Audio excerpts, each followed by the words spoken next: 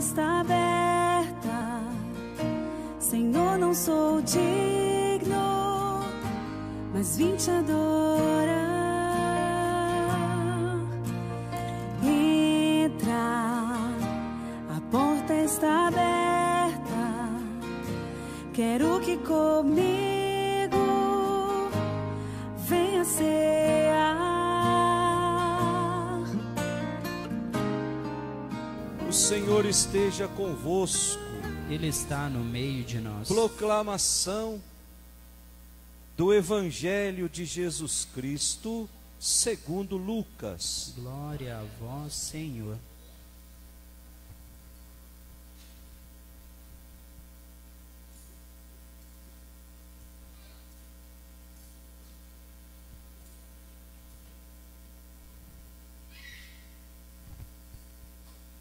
Naquele tempo, os publicanos e pecadores aproximavam-se de Jesus para o escutar. Os fariseus, porém, e os mestres da lei criticavam Jesus. Este homem acolhe os pecadores e faz refeição com eles. Então Jesus contou-lhes esta história. Um homem tinha 2 filhos. O filho mais novo disse ao pai: Pai, dá-me a parte da herança que me cabe. E o pai dividiu os bens entre eles. Poucos dias depois, o filho mais novo juntou o que era seu e partiu para um lugar distante. E ali esbanjou tudo numa vida desenfreada. Quando tinha gasto tudo o que possuía, houve uma grande fome naquela região. E ele começou a passar necessidade.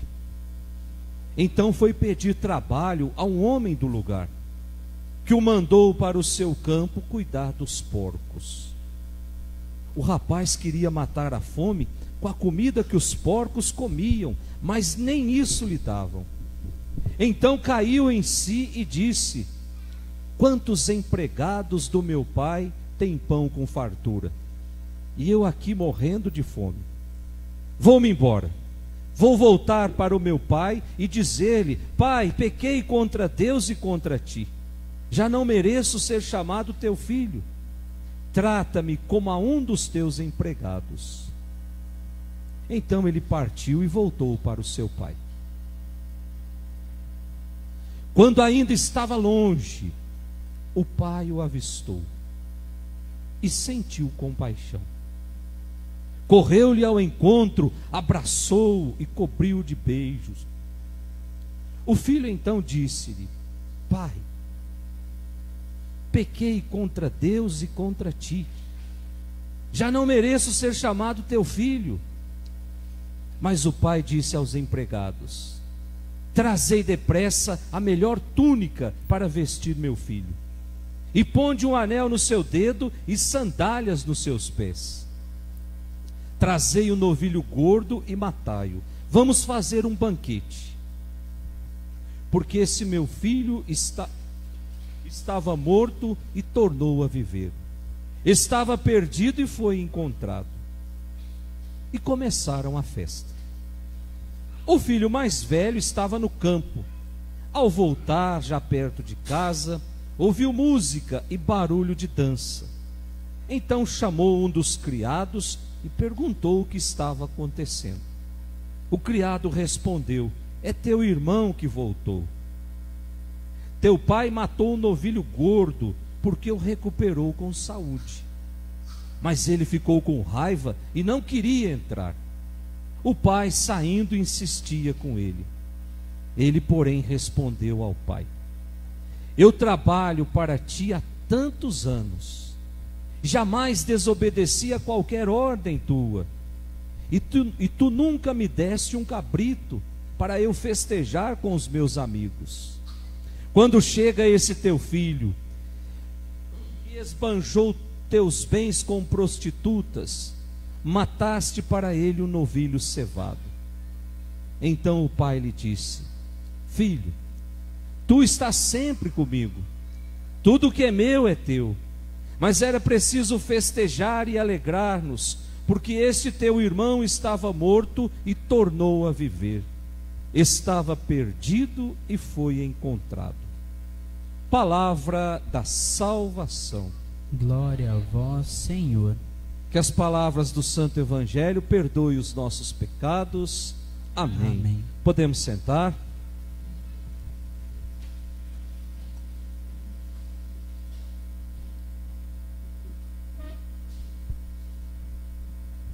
Caríssimos irmãos que nos acompanham na nossa transmissão, nesse quarto domingo da nossa caminhada de tempo de Quaresma. Já estamos chegando perto da celebração da Páscoa. É por isso que muitas igrejas nesse dia, o padre, ele celebra a missa com uma roupa cor-de-rosa. É o domingo que nós chamamos de domingo da alegria. O nosso coração começa a se encher de alegria porque nós estamos prestes a celebrar a Páscoa. E nesse final de semana, as leituras desse domingo quer nos levar a uma experiência íntima e profunda do amor de Deus. Um Deus que está sempre nos esperando. Um Deus que está sempre com os braços abertos nos esperando. Não importa os caminhos que nós fizemos. O que importa é a nossa vontade de receber esse abraço do Pai. Deus não está nem um pouco interessado como foi a minha vida até ontem. O que Deus quer é o meu compromisso com Ele a partir do hoje. Hoje é decisivo nas nossas vidas. Hoje é esse caderno sem nenhuma escrita que Deus coloca no nosso colo para que a gente possa escrever a nossa história com Ele. A nossa história a partir da nossa experiência com Ele. Então hoje somos convidados a mergulhar no mais profundo do amor de Deus. As leituras que nos foram propostas, e o Salmo já dá uma pista do que é esse amor de Deus. Qual foi o refrão do Salmo que nós acabamos de cantar? Provai e vede como o Senhor é bom, quão suave é o nosso Deus. Provar, experimentar, experimente como Deus é bom na nossa vida. A primeira leitura que nós ouvimos foi tirada lá do livro de Josué, o capítulo 5. Josué, a gente já conhece a história de Josué, né? Depois que Moisés morreu, Josué ficou responsável para conduzir o povo até a terra prometida. Moisés não conseguiu levar o povo, morreu no caminho. E aí Josué assume a condução do povo até a terra prometida. E chegando perto de tomar posse dessa terra, eles encontram lá uma cidade toda cercada de muralhas. Uma cidade que era praticamente impossível atravessar para se tomar posse da terra prometida. E essa cidade chamava Jericó. Então Deus pede que aquele grupo, junto com Josué, se colocasse em oração. E aí eles passam 7 dias cantando, rezando, louvando, e misteriosamente aquelas muralhas, elas caem. E aí eles passam por Jericó e tomam posse da terra prometida. O texto que nós lemos hoje, nessa primeira leitura, eles já estão lá na terra prometida e já celebram a Páscoa. A primeira Páscoa celebrada na terra prometida, que marca o início de uma nova etapa. Israel agora é povo de Deus. Israel agora está nas mãos de Deus. Israel agora está livre da escravidão do faraó. E aí o povo toma posse antecipadamente das promessas de Deus. Olha só que interessante, gente.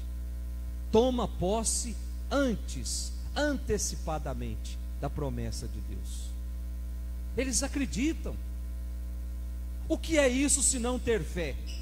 A fé faz com que eu veja, faz com que eu enxergue aquilo que o mundo esconde. A fé faz com que eu enxergue aquilo que os outros ainda não estão vendo. Ter fé é enxergar o plano de Deus na minha vida primeiro do que o plano que o mundo traça para a minha vida.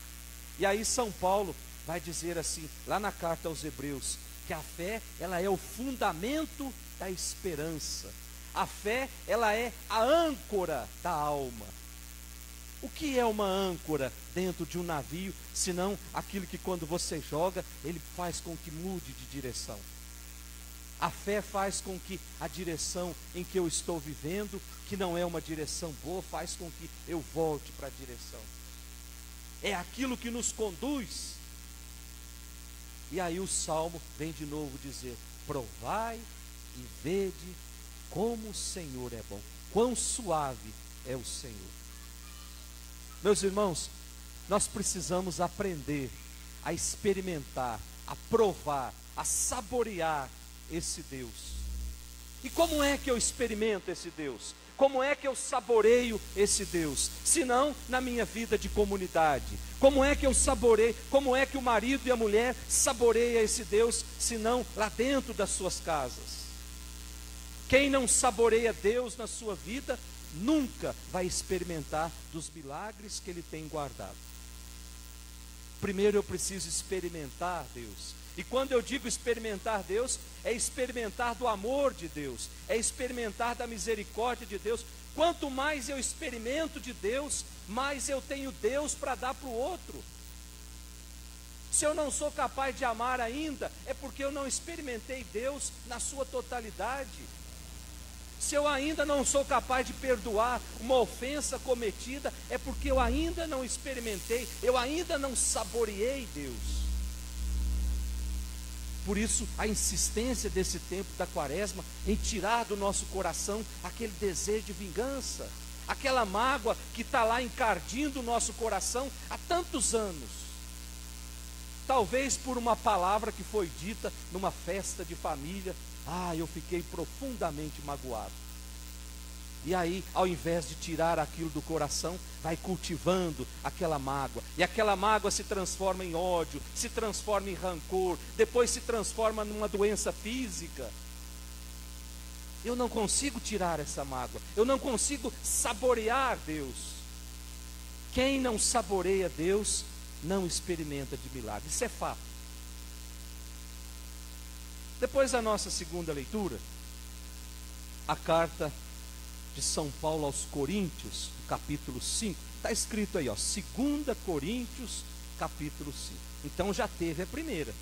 São Paulo está escrevendo para a comunidade de Corinto pela segunda vez.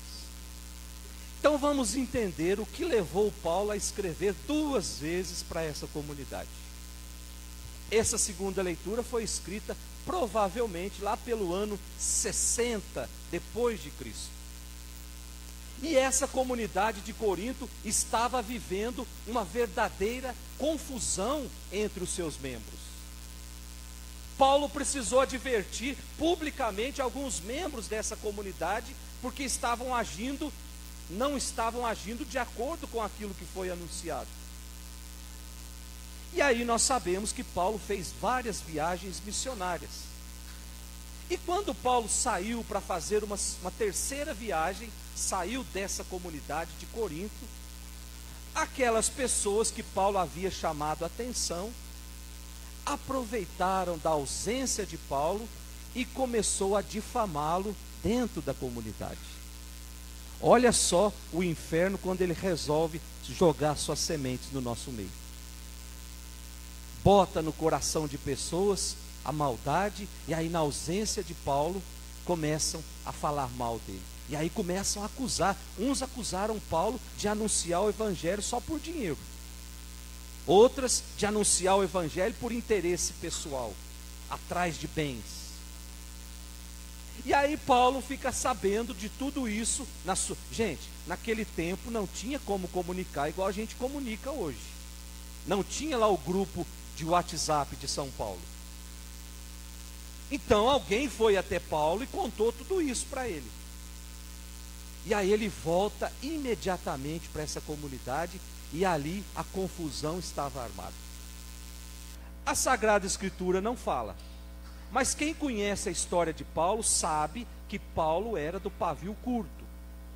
Eu acredito, isso eu estou imaginando, que nessa discussão houve até agressão física.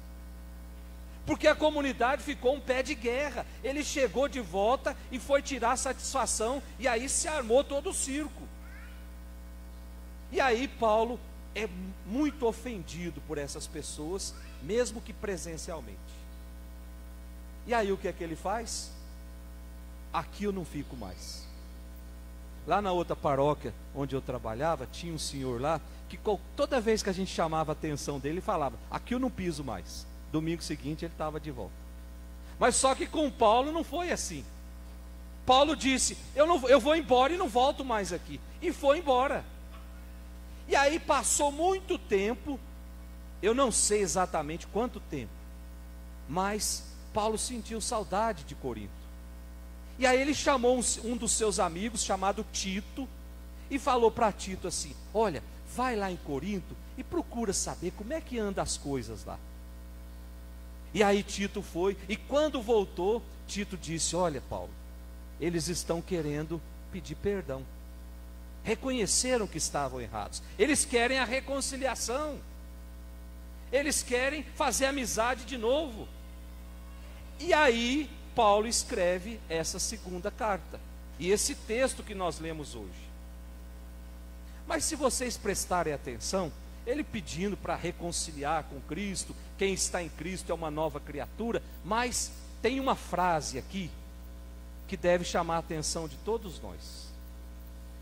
Essa frase, se tivesse escrito em qualquer outro lugar que não fosse a Bíblia, o autor dessa frase seria excomungado da igreja. O autor dessa frase seria colocado fora da igreja. Que frase é essa? Versículo 21 da nossa segunda leitura: aquele que não cometeu nenhum pecado, Deus o fez pecado por nós. Gente, isso é um absurdo. São Paulo está dizendo que Deus fez de Jesus pecado. Deus o fez pecado por nós. E aí ele continua: para que nele nós nos tornemos justiça de Deus. Mas esse mesmo São Paulo, lá adiante, vai dizer que ele carregou sobre si as nossas dores. Esse que Deus o fez pecado, não o fez pecador, o fez pecado. Carregou sobre si as nossas enfermidades, carregou sobre si as nossas dores. Então, analisando a vida de Cristo a partir disso que São Paulo está dizendo, carregou sobre si as nossas doenças. O que é que nos impede de dizer que hoje Jesus morreu de Covid, que Jesus morreu de câncer? Carregou sobre si as nossas dores, as nossas enfermidades, os nossos pecados. Mas o mesmo São Paulo vai dizer: mas por suas chagas, suas santas chagas, nós fomos curados. São Paulo que diz.